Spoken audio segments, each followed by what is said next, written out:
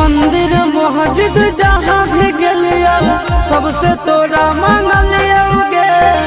तोरा हम हंसलिया हरदम अपने भले कानलिया गे।